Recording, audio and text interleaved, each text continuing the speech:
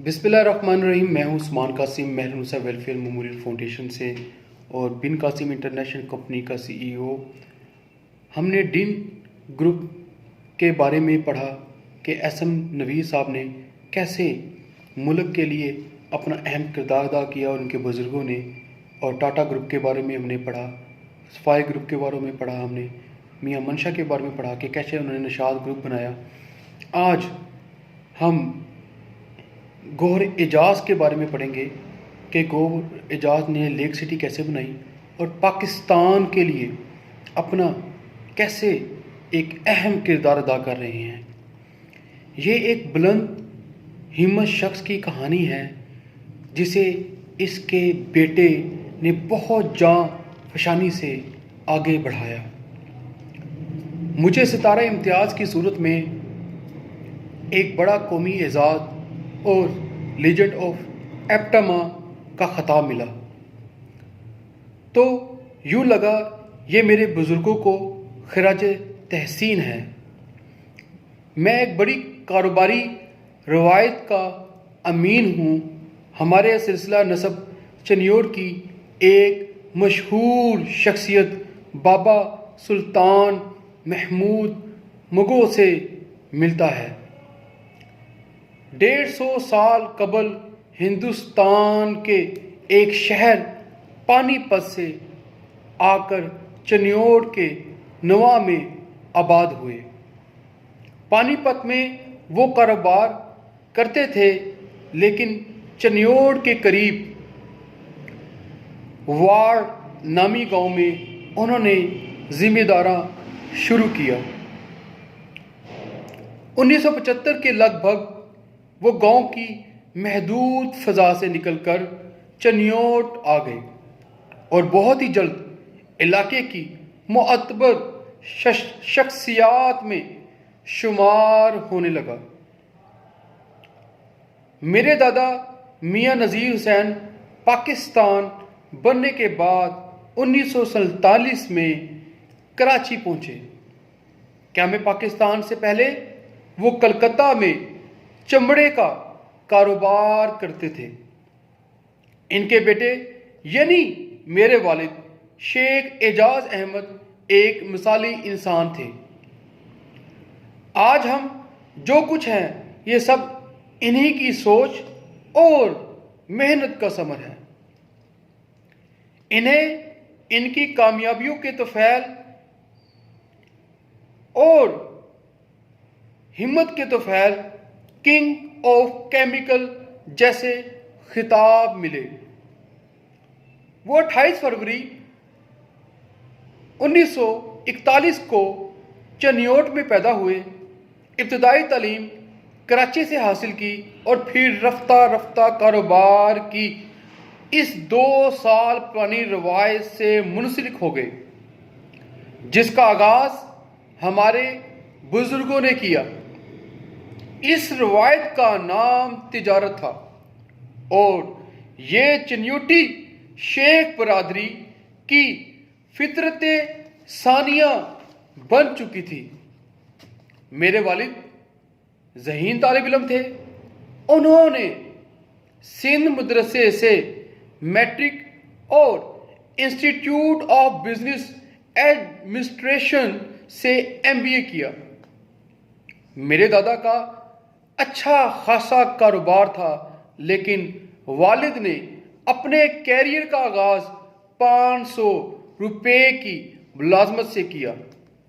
इनका इरादा था वो खुद अपनी मेहनत से कुछ रकम कमाएं और फिर इस रकम से कारोबार करें। खुद इंसारी का जज्बा इनकी शख्सियत का अहम जुज़ था। कुछ अरसे बाद जब कुछ रकम पस अंदाज हुई तो उन्होंने इससे तिजारत शुरू की।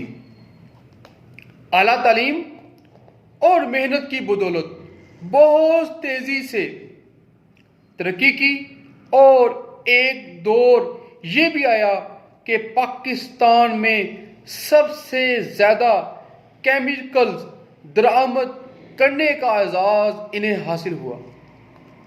इसी दौरान इन्हें सियासत से दिलचस्पी हुई और 1987 के इंतखाबात में सिंध से सेनेट के रुकन मुंतखब हुए। सियासत का रास्ता भी उन्होंने लोगों की खिदमत करने के लिए अपनाया था। उन्होंने सियासत से कुछ ना लिया, वो लेने वालों में से नहीं, देने वालों में से थे। 1990 की कसाद बाजारी में इन्हें कारोबार में भारी खसारा का सामना करना पड़ा, मगर शेख एजाज ने, जिसे जूड़िया बाजार उस्ताद एजाज अहमद कहता था, थोड़े ही अरसे में बैंकों का सारा कब्जा वापस कर दिया। जोड़िया बाजार में इज्जत और एहतराम का जो मुकाम इन्हें मिला, वो इनकी जहानत और मेहनत का नतीजा था। जोड़िया बाजार में इज्जत और एहतराम का जो मुकाम इन्हें मिला, वो इनकी जहानत और मेहनत का नतीजा था। 1989 में उन्होंने इमरान स्पिनिंग के नाम से पहली टेक्सटाइल मिल लगाई। मेरे कारोबार में आना एक कुदरती अमर था।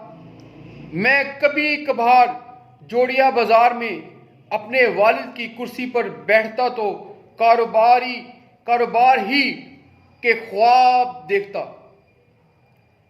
अब वापस मुड़ के देखता हूं तो लगता है कि कारोबार के गुर सीखने के लिए यही जगह मेरी सबसे बड़ी दरसगाह थी। 1990 में मैं कराची से लाहौर शिफ्ट हुआ तो मेरी उम्र 24 बरस थी। लाहौर आके मैंने वालिद की सरपरस्ती में एजाज ग्रुप की बुनियाद रखी। 1989 में हमारी पहली मिल का आगाज हुआ और 2004 में मैं रियल एस्टेट की तरफ मुतवज्जो होने लगा। कारोबार के मरवजा शोबों में ये एक और इजाफा था। चमड़े और टेक्सटाइल से दूर हमारी तहकीकी सलाहियतों का एक और मजहर। मैंने 2004 में जो 2000 एकड़ पर मुश्तमिल लेक सिटी की बुनियाद रखी। अल्हम्दुलिल्लाह मैं पहला चुनौती शेख था जिसने इतने बड़े पैमाने पर रियल एस्टेट की तरफ कदम बढ़ाया। मेरे वालिद गुर्दे की बीमारी की वजह से 1998 में इस दुनिया से चल बसे। हमारे खानदान के लिए ये एक बहुत बड़ा नुकसान था।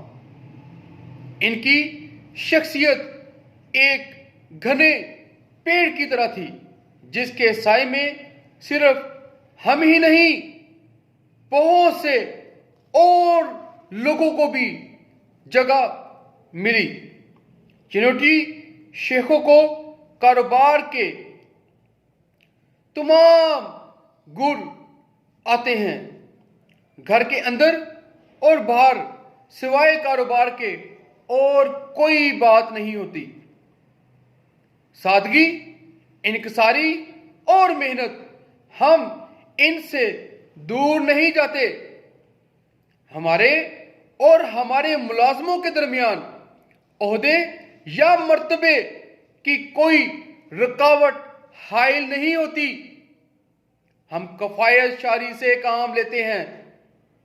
कारोबार में अरूज और जवाल आते रहते हैं, लेकिन कामयाब वो होता है जो बेजा अखराजात से परहेज करे। जिस कारोबार के अखराजात बढ़ने लगे वो कामयाब नहीं हो सकता। ये सारी बातें हमारे बुजुर्गों ने हमें सिखाई। मेरे वालिद कहते थे कि वही शख्स तरक्की करता है जो मंदी के ज़माने में भी खुद को संभाल सके। 25,000 स्पिंडल की एक मिल कम इज कम 2.5 अरब रुपए में लगती है। अल्हम्दुलिल्लाह आज हम 1 लाख स्पिंडल की मिलें चला रहे हैं। फिर 8,000 घरों पे फैला हुआ लेक सिटी प्रोजेक्ट इनसे अलग है। मैं इन तमाम कारोबार को इन्हीं असूलों के तहत चलाने की कोशिश करता हूं जिनकी तालीम मेरे दादा और मेरे वालिद ने दी। टेक्नोलॉजी की वजह से काम करने का अंदाज बदल सकता है। मेरे वालिद के भाई शौकत अहमद भी कारोबारी हवाले से बहुत बड़ा नाम है। ये असूल नहीं बदल सकते। मेरे वालिद के भाई शौकत अजीज अहमद भी कारोबार के हवाले से बहुत बड़ा नाम है। वो Karachi chamber of commerce and industry के सदर थे। वो वफाकी chamber of commerce and industry के सीनियर वाइस प्रेसिडेंट भी रहे। मेरे वालिद 1987 में सेनेटर मुंतखब हुए और मैं खुद all Pakistan textile mill association का सदर रह चुका हूं। यह मुल्क की सबसे बड़ी कारोबारी तंजीम है। मैं वफाकी वजारत तिजारत और टेक्सटाइल के एडवाइजरी बोर्ड में भी शामिल रहा। 2009 में टेक्सटाइल की सनत कसाद बाजारी का शिकार हुई तो टेक्सटाइल इंडस्ट्री ने मुझे बिला मुकाबला चेयरमैन मुंतखब किया और मैंने इस सनत के मसाइल हल करने के लिए दिन रात एक कर दिए। मैं समझता हूं कि हमें कारोबारी मामला तक महदूद नहीं रहना चाहिए। इसके साथ साथ कौमी सतह पर भी अपना किरदार अदा करना चाहिए। मेरे वालिद ने जिन रवायात की बुनियाद रखी मैं कभी इनसे दूर ना हुआ। चिनोटी शेखों ने अपने कारोबार का आगाज 19वीं सदी में किया और आज अक्सर खानदानों की 5वीं पुश्त कारोबार कर रही है। यह एक बहुत बड़ी कामयाबी है। अगर हम 1947 को एक हद तस्लीम कर लें तो इससे पहले आने वाले बुजुर्गों की मेहनत, तजर्बा, नेक नामी हमारे कारोबार की बुनियाद बनी।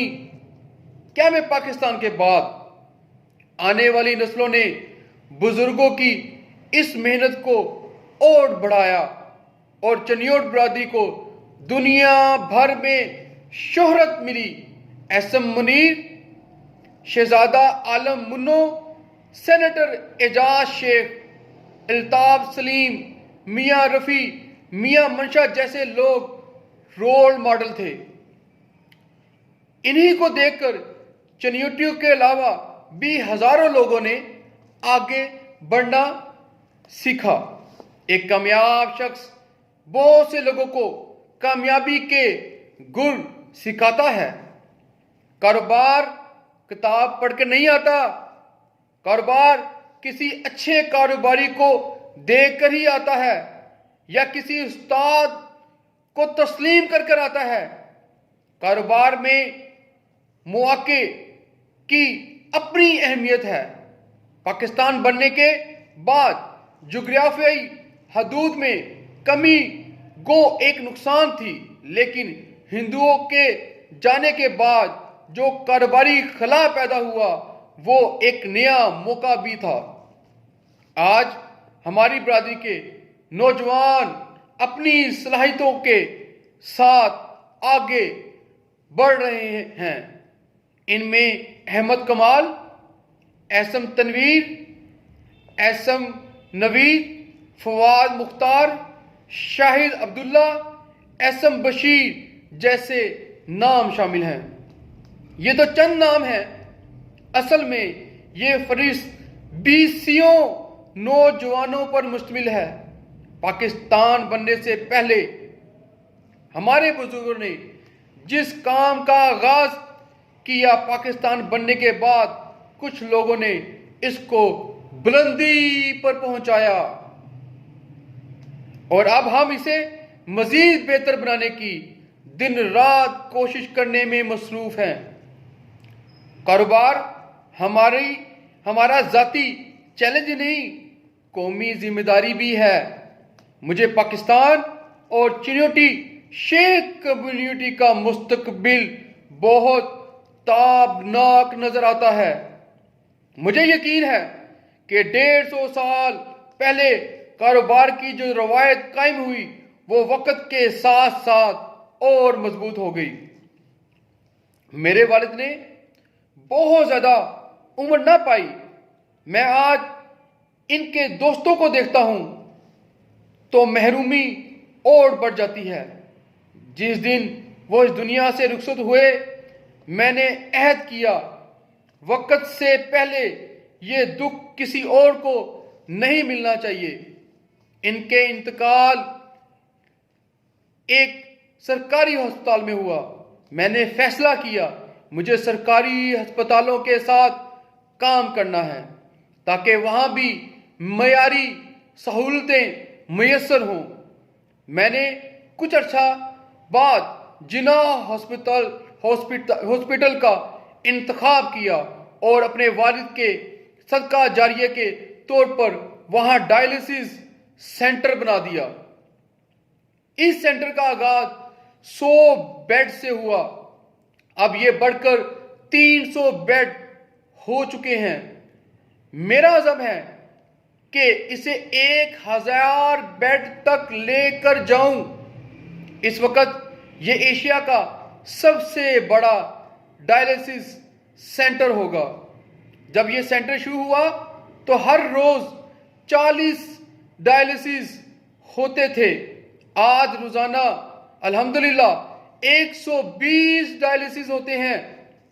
अल्लाह ताला ने इन तमाम खर्चात को उठाने की अजीम जिम्मेदारी भी हमें दी।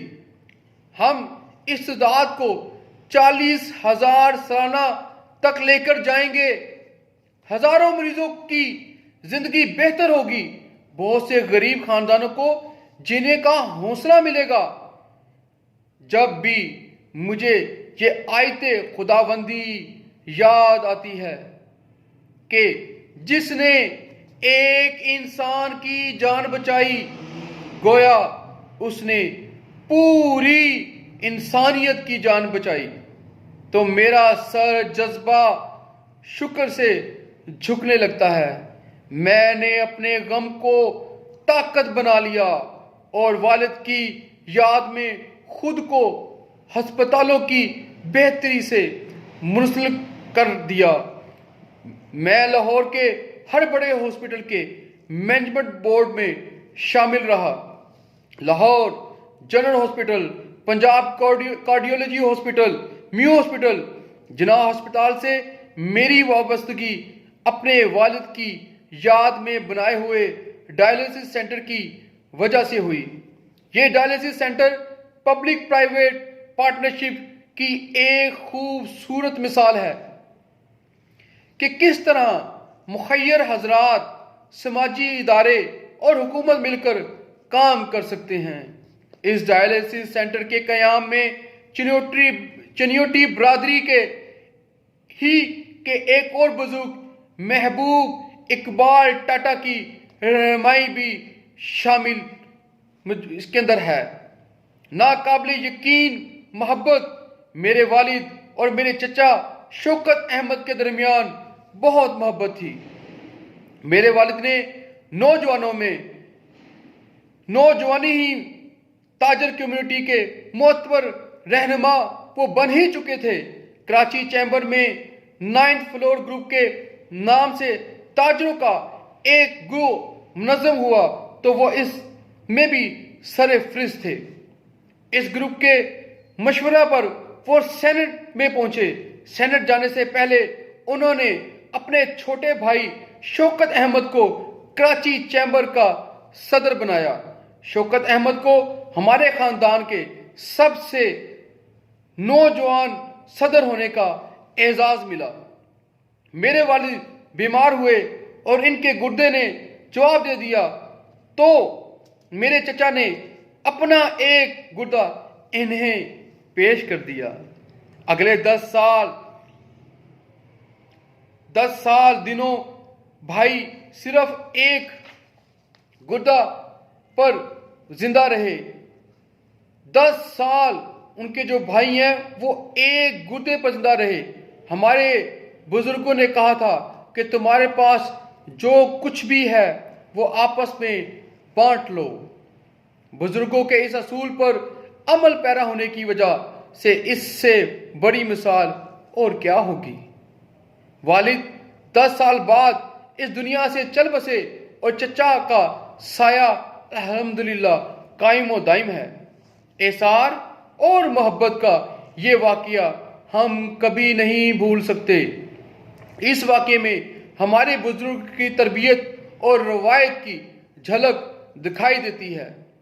मेरे दादा ने 1963 में जो कुर्सी मेरे वालिद की इस पर मेरे वालिद 1985 तक बैठे और 1985 से लेकर 1990 तक मैं इस पर बैठकर काम करता रहा और फिर इसे छोड़कर लाहौर आ गया।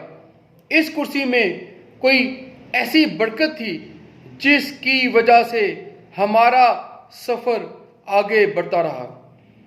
जोड़िया बाजार में गुजरे हुए 5 सालों ने मुझे कारोबार के तमाम गुण सिखाए।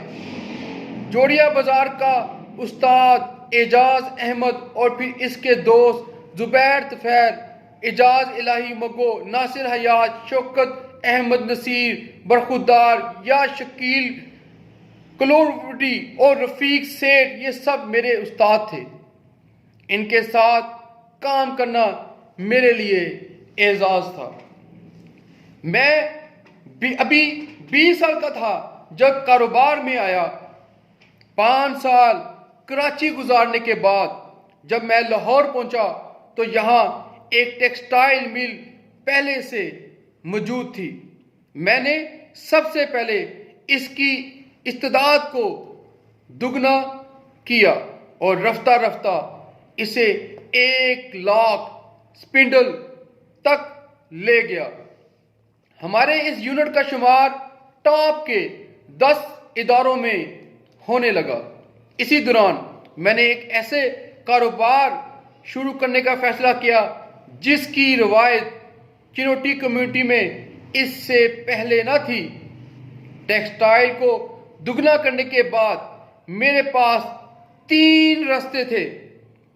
पहला यह कि मैं बैंकिंग सेक्टर में चला जाता, दूसरा ऑयल रिफाइनरी बनाने की कोशिश करता और तीसरा रियल स्टेट था। हम अब तक अपने सरमाए से काम करते थे, लेकिन रियल स्टेट में अपने सरमाए के अलावा लोगों का सरमाया भी शामिल हो जाता है, जो एक बहुत बड़ी जिम्मेदारी है। अपना नुकसान तो बर्दाश्त किया जा सकता है, लेकिन लोगों का नहीं। यह हमारी इखलाकी इक़दार के मुनाफी है कि हम दूसरों की मेहनत और हक हलाल की कमाई को ज़ाया कर दें। मैं रियल एस्टेट में यही सोच लेकर आया कि दूसरों का नुकसान नहीं होने देना। मेरी कामयाबी शायद इसी का अजर है। जिस तरह मैंने 10 साल में टेक्सटाइल को दुगना किया, इसी तरह अब 10 साल में रियल एस्टेट के कारोबार को भी दुगना कर दिया। अब हम लेक सिटी फेज 2 शुरू करने जा रहे हैं अल्लाह के फजलो करम से। लेक सिटी में जिन लोगों ने 10 साल पहले सरमायाकारी की, इनके असासों में अल्हम्दुलिल्लाह 5 गुना इजाफा हो गया है। अब तक मैं जब इन लोगों को अपने घरों में हंसता खेलता देखता हूं तो मेरे लिए लम्हा शुक्र होता है और मैं अल्लाह का शुक्र अदा करता हूं। लेक सिटी अब एक ब्रांड का नाम है, काबिल एतमाद और काबिल भरोसा। मैंने इस प्रोजेक्ट को एक मुसव्विर की तरह पेंट किया। खूने जिगर के बगैर कोई नक्श संवर नहीं सकता, लेकिन ये अभी आगाज है। हम बहुत दूर तक जाना चाहते हैं। मेरा काम सिर्फ ख्वाब देखना है, ताबीर तो अल्लाह ही इसकी पूरी करता है। कारोबार के हवाले से एजाज टेक्सटाइल और लेक सिटी कौमी मामलात को संवारने के लिए एफ्टमा की क़ियादत और खिदमत खलक के हवाले से एजाज डायलिसिस सेंटर, ये सब मेरे सफ़र के मुख्तलिफ संगे मील हैं। एजाज डायलिसिस के बारे में मैं बताना चाहूँगा कि सबसे पहले ये लाहौर का सबसे बड़ा सेंटर बना, फिर पंजाब का और बहुत जल्द पाकिस्तान और फिर जनूबी एशिया का सबसे बड़ा सेंटर बनेगा। मुझे इदारे बनाने का शौक है। मैं चाहता हूं कि अच्छा काम इंसान के साथ ख़त्म ना हो, बल्कि अगली नस्लों तक ये चलता रहे, चलता रहे, चलता रहे। बाद लोगों की तरक्की का सफ़र इनकी ज़ात से शुरू होता है और फिर वही ख़त्म हो जाता है। मेहनत के सफ़र के मुख्तलिफ मराहिल हैं। ज़ात, ख़ानदान, कबीला, माशरा, पूरा वतन। अगर इंसान के किसी एक मरहले पर रुक जाए तो हम इसे कामयाबी नहीं कह सकते। कामयाबी एक मरहले से गुजरकर अगले मरहले तक पहुंचने का नाम है। कारोबार में अरूज तो ज़वाल आते ही रहते हैं, लेकिन कामयाब वो होता है जो बेजा अखराजात से परहेज करे।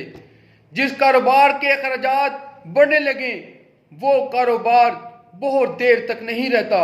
वही शख्स तरक्की करता है जो चादर देख कर फैलाए और मंदी के ज़माने में भी खुद को संभाले। ये